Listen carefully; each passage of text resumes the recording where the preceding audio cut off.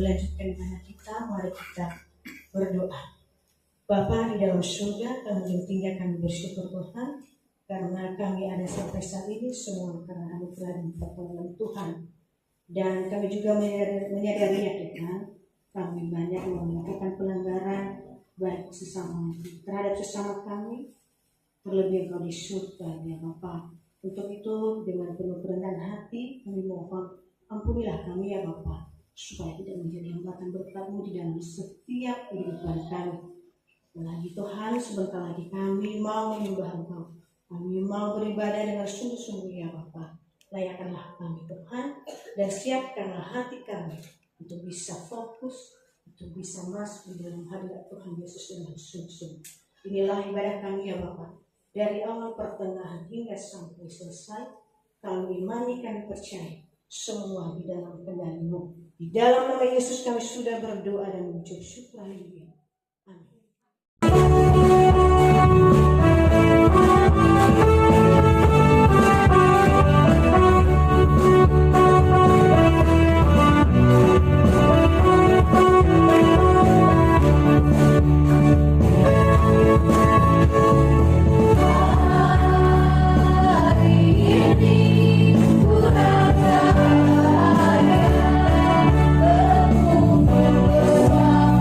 Saudara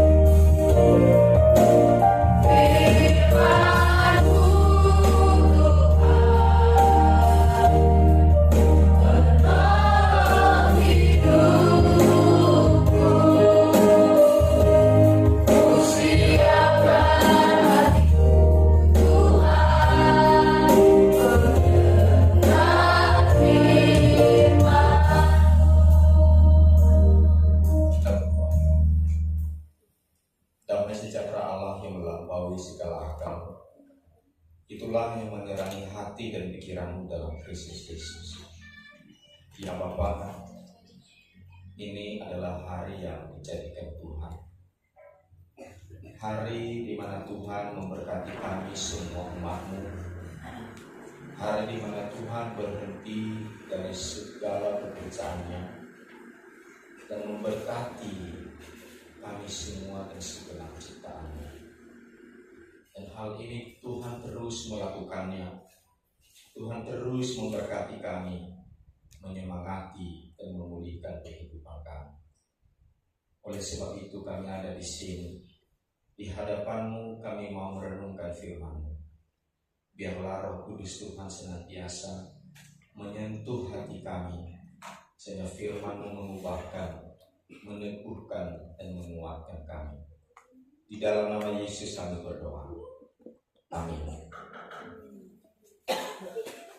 Firman Tuhan kepada kita minggu ini kita renungkan dari 2 Samuel pasal 2 ayat 1 sampai 7.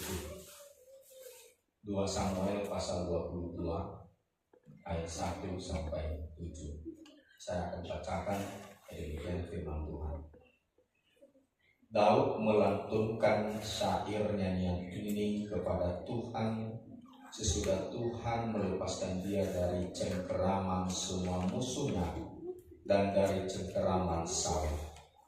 Ia berkata, "Ya Tuhan, bukit batuku, kubu pertahananku dan penyelamatku, Allahku, gunung batuku, tempat aku berlindung, perisaiku, tanduk keselamatanku, kota bentengku, tempat pelarianku, juru selamatku, Engkau menyelamatkan aku dari kekerasan. Aku berseru kepada Tuhan yang patut dipuji, dan dari musuh-musuhku aku dibebaskan. Sesungguhnya gelora-gelora maut telah mengelilingi aku, banjir pemusnah melanda aku, tali-tali dunia orang mati membelit aku, perangkap-perangkap maut terpasang di depanku. Dalam kesesakanku aku berseru kepada Tuhan, kepada Allahku aku berseru. Dari baiknya ia mendengar suaraku, teriakku minta tolong sampai ke telinganya." Demikian pembacaan firman Tuhan. Salam sejahtera bagi kita semua. Shalom. Shalom. Bapak Ibu, ada satu kebiasaan dan juga yang berkesan bagi saya kalau PA-PA itu dilaksanakan di rumah-rumah warga jemaat. Lalu ada saja nanti ungkapan-ungkapan dari para pelayan dari keluarga yang mengatakan kalau misalnya di keluarga itu belum ada kesediaan untuk dilaksanakan PA di rumahnya, lalu seringkali mereka sampaikan tidak apa-apa, di rumah ini selalu tangan terbuka dan pintu rumah terbuka. Artinya dalam hubungan persaudaraan mereka harus dan wajib saling menolong, saling menopang satu dengan yang lain. Sehingga ketika ada persoalan, ada pergumulan keluarga mereka, keluarga besar sama saudara-saudara mereka tidak lagi bertanya-tanya. Langsung mereka bertindak. Mereka memiliki sikap yang spontan melakukan sesuatu hal. Karena sudah ditanamkan prinsip itu satu dengan yang lain, tangan terbuka dan rumah terbuka, siap sedia mau menolong. Dan keluarga ini sungguh sangat baik sekali, saling menjaga, saling menyayangi satu dengan yang lain, dan sangat kompak. Bapak Ibu saudara, itu dalam hubungan-hubungan di dunia ini. Kalau kita pun bisa melakukan itu, saya pikir lebih dari situ juga Tuhan memperlakukan kita. Bagi Tuhan, dia juga bisa melakukan hal itu. Tangan terbuka, rumah terbuka. Dan itu yang terjadi dengan Daud. Daud ketika dia mengalami pergumulan, persoalan, lalu Tuhan juga mengatakan, tangan terbuka, pintu terbuka. Daud, dia mengalami persoalan dengan sesamanya, dengan orang lain yang selalu berusaha menjatuhkan, yang selalu berusaha supaya Daud ini mengalami kegagalan, supaya Daud ini jatuh dari tahta sebagai raja, tidak dipercaya oleh masyarakatnya. Kalau boleh jabatannya ini terleserkan, jangan lagi diam. Tetapi ternyata di tengah-tengah itu Daud datang kepada Tuhan. Dan Tuhan juga tangan tersedia, rumah juga terbuka. Tuhan menolong. Dan teristimewa ketika Daud, ayah mertuanya sendiri Saul, ayah mertuanya yang sesungguhnya dia harus bangga. Daud kembali dari perang, dia banyak mengalahkan musuh-musuh. Sesungguhnya dia harus bangga. Tapi ternyata dia cemburu, dia iri hati sama anaknya, menantunya sendiri. Dan dia menyuruh prajurit-prajuritnya, dan juga Saul turun tangan merencanakan mau membunuh Daud. Sampai Daud menjadi buronan, tidak tenang, tidak menetap di satu tempat, harus bersembunyi di gua, di gunung, di hutan. Dia tidak mengalami ketenangan dalam menjalani hari-harinya, karena dia terus dibunuh oleh mertua. Dan ini juga perlu kita waspadai, Bapak Ibu. Iri hati, kedengkian, kecemburuan perlu diwaspadai. Jangan sampai menguasai hidup kita. Kalau ada orang lebih dari kita, kalau ada orang lebih unggul dari kita, kalau ada orang lebih baik dari kita, jangan kita cemburu, jangan kita iri hati, apalagi kita berencana mau menjatuhkannya. Jangan, karena yang berhadapan dengan kita bukan siapa-siapa, tentunya nanti adalah Tuhan. Artinya sikap, sifat, karakter seperti ini kita berdoa kiranya Tuhan menjauhkan itu, melepaskan itu dari hati kita yang terdalam. Karena itu adalah sebuah racun yang bisa merusak kehidupan kita sendiri dan juga sesama kita manusia. Dan ini yang terjadi dengan Daud pada waktu itu. Di tengah-tengah itu Daud datang kepada Tuhan. Itu yang kita baca tadi. Dalam kesesakanku aku berseru kepada Tuhan, kepada Allahku aku berseru. Dari baitnya yang mendengar suaraku, teriakku minta tolong sampai ke telinganya.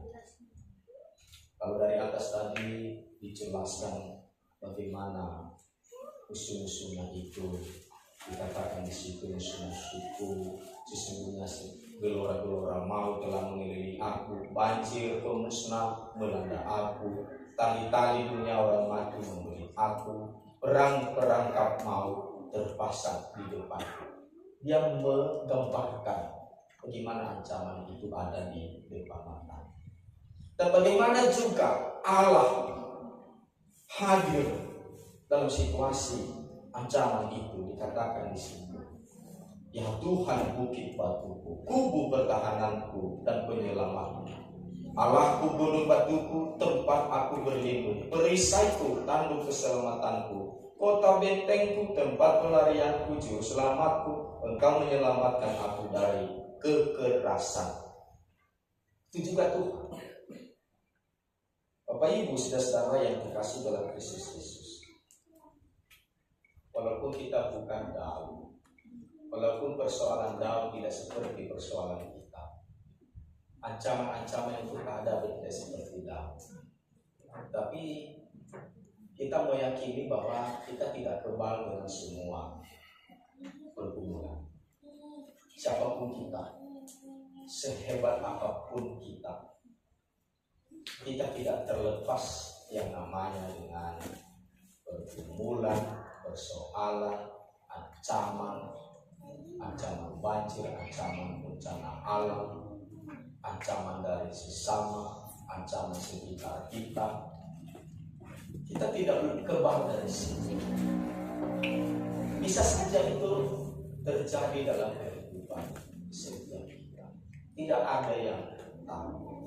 Tetapi ada satu hal yang perlu menjadi pegangan dan kekuatan bagi kita, bahwa Tuhan yang adalah yang maha tahu semua itu, dan Tuhan jugalah yang akan melindungi, menjaga kita dari semua ancaman-ancaman itu. Maka kita diajar di sini, dikatakan di sini, yaitu engkaulah tempat berlarianku. Ketika ancaman datang, ketika pergumulan ada, jangan lari kemana-mana. Larilah kepada Tuhan. Sama seperti rumah. Langsung kita balala, tiba-tiba hujan datang, lari-lari. Sohe hodat, bagus-bagus, ikas, kamu lupa sekuba, beli-beli bakal ini.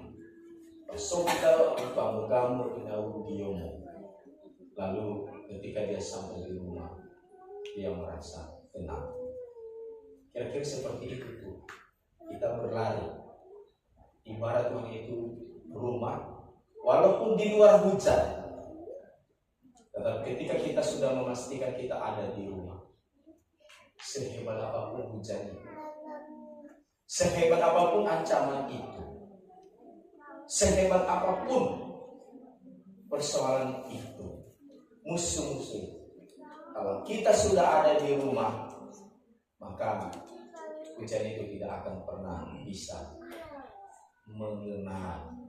mengenai diri kita, tubuh kita. Sesungguhnya seperti itulah Tuhan. Lari datang kepada Tuhan. Mungkin ini sangat sederhana Bapak Ibu, tetapi yang terpenting, sekuat apa kita mempercayai hal ini, sekuat apa iman kita berpegang teguh di sini, bahwa Tuhan itu tempat berlarian. Bukti nyata Daud bisa terselamat karena dia lari kepada Tuhan, bukan kepada Allah. Kalau kita membaca nanti bahwa pada akhirnya Daud memotong kaki baju Saul itu, katanya, "Hai Saul, sebenarnya kalau aku mau membunuhmu, aku bisa. Lihat bajumu itu terpotong, tapi aku tidak mau, karena aku tahu kamu juga adalah hamba-Ku. Walaupun begitu sikapmu, itu bukan persoalan urusanmu dengan Tuhanmu, tapi aku juga dengan kau, saya tidak mau." Dan barulah saya berdoa, sesungguhnya aku sudah tiada lagi. Itulah ketika kita berada di dalam benteng pertolongan kita, tempat berlindung.